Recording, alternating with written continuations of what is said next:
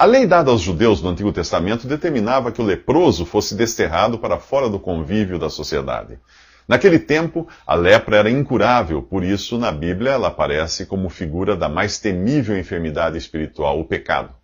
A lepra é a doença mais antiga mencionada nos papiros egípcios. O pecado assola a humanidade desde o Éden. A lepra pode ser contagiosa. Em Romanos 5, diz que por um só homem entrou o pecado no mundo, e pelo pecado a morte, e assim também a morte passou a todos os homens, porquanto todos pecaram. A lepra corrompe o corpo, compromete os nervos, tira a sensibilidade da pele. O leproso corre o risco de se autodestruir sem perceber. O pecado corrompe o ser humano e o torna insensível à sua própria destruição. Já nascemos pecadores e espiritualmente mortos em nossos delitos e pecados. Mas assim como ocorre com a lepra, é aos poucos que se manifesta a nossa degradação física e moral. Isaías descreve o nosso estado assim: toda a cabeça está enferma e todo o coração fraco. Desde a planta do pé até a cabeça não há coisa sã. Só há feridas, contusões e chagas vivas. Não foram espremidas, nem atadas, nem amolecidas com óleo. Pois todos nós somos como o imundo, e todas as nossas justiças como o trapo da imundícia.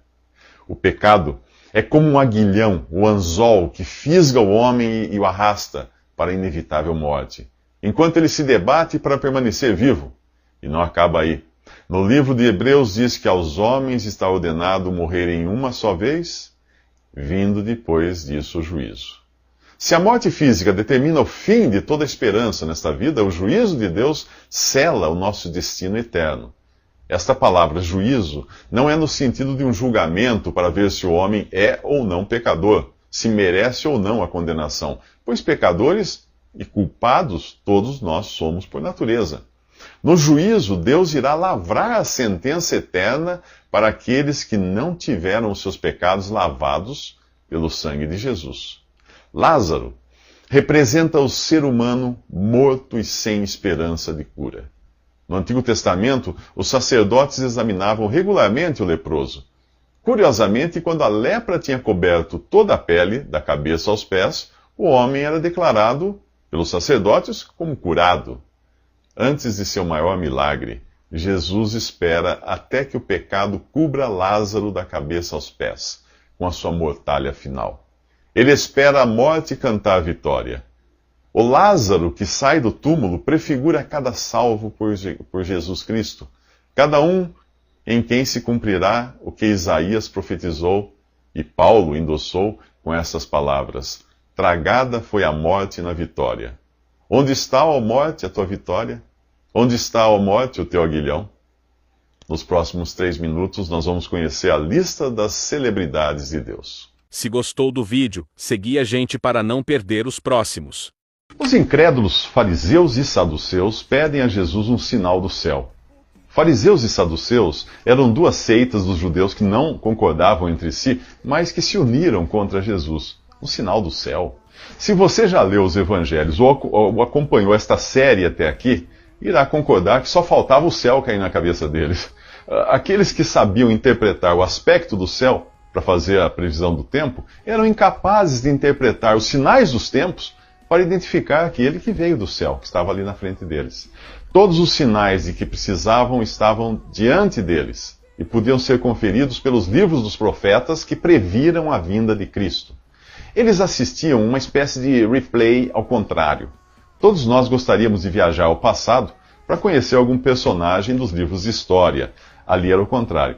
Por séculos, os judeus leram sobre o Messias nos livros dos profetas. E agora se recusavam a crer no próprio, bem ali na frente deles. Sinais e milagres não são suficientes para mudar um coração endurecido. Quando você não quer crer, não existe argumento que faça você mudar de ideia. Não é uma questão de evidência, é uma questão de vontade.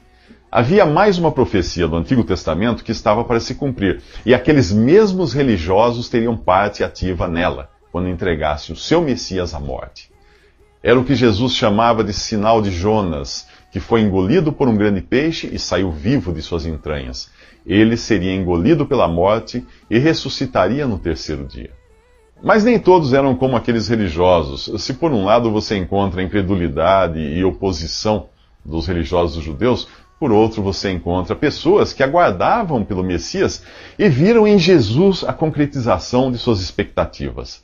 Alguns viram isso tão logo tiveram o menino Jesus em seus braços. Outros foram comparar a sua vida e os seus milagres com o que tinha sido escrito pelos profetas do Antigo Testamento e creram nele.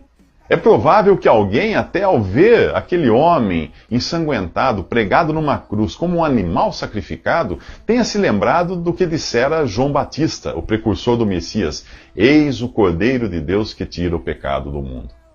Aquilo que para as pessoas daquele tempo era a concretização dos oráculos de Deus, para você agora é história. Mas crer continua sendo uma questão de vontade. Você acredita em tanta notícia ruim que vê nos jornais e na TV e não vai crer nas boas novas de que Cristo morreu e ressuscitou para salvar você?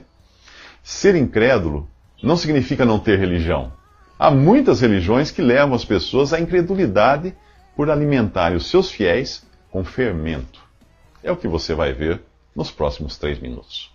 Se gostou do vídeo, siga a gente para não perder os próximos.